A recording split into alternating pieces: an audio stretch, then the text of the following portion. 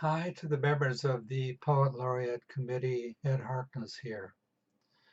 I'm going to present 4 poems, and just to give you an idea of how I sound, I hope to fall within the 5-minute range.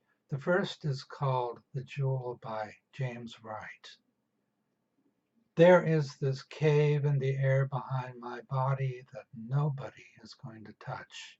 A cloister, a silence, closing around a blossom of fire. When I stand upright in the wind, my bones turn to dark emeralds. It's a mysterious poem. I've always loved it for its mystery and its beautiful imagery. Another short poem, this one by Emily Dickinson. Much madness is divinest sense to a discerning eye. Much sense, the starkest madness. 'Tis the majority in this, as all prevail. Assent, and you're sane. Demur, and you're straightway dangerous and handled with a chain. A poem for our times, maybe all times. Another favorite is Elegy for Jane, My Student, Thrown by a Horse by Theodore Roethke. Roethke taught at the University of Washington, as you probably know, and he kind of put Seattle on the literary map, you might say. He won the Pulitzer Prize for one of his books. The event referred to in the poem is real. This really happened. Elegy for Jane, My Student, Thrown by a Horse.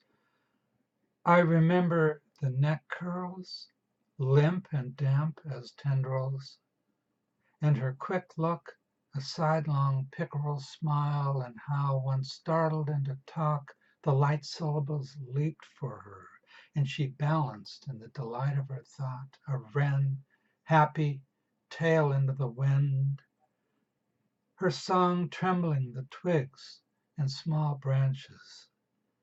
The shade sang with her.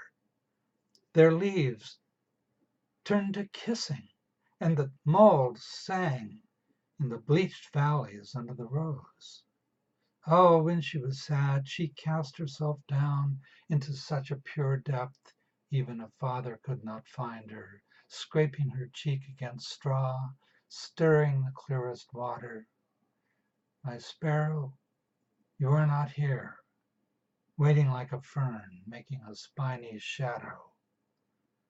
The sides of what stones cannot console me, nor the moss, wound with the last light. If only I could nudge you from this sleep, my maimed darling, my skittery pigeon.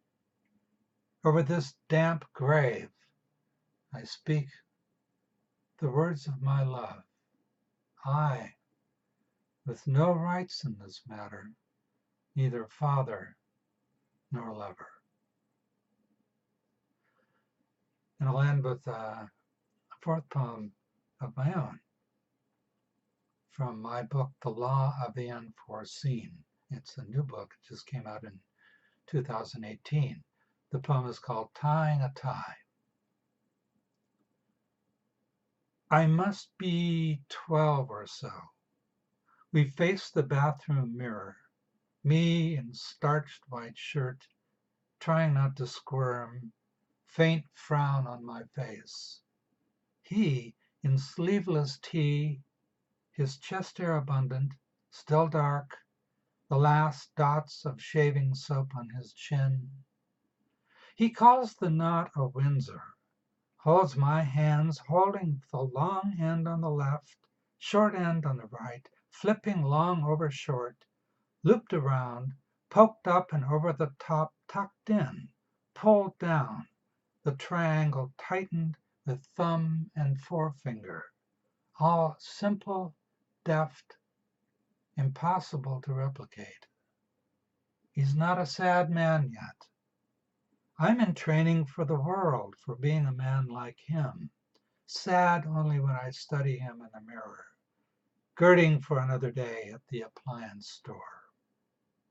his hands on the shoulders of his smaller self, prepping me first so I can see how it's done, how to tie a tie in a way that allows me to breathe, to not fear the squeeze of being choked. I will, just as he has, come to live with it. And so I have, now that he's gone, come to live with it. To tie my own tie, to accept the discomfort just as he did, whose reasons for sorrow were many. To love again the appliance salesman who turns me to face him as he adjusts the knot at my throat. There it is. Hope to see you. Bye-bye.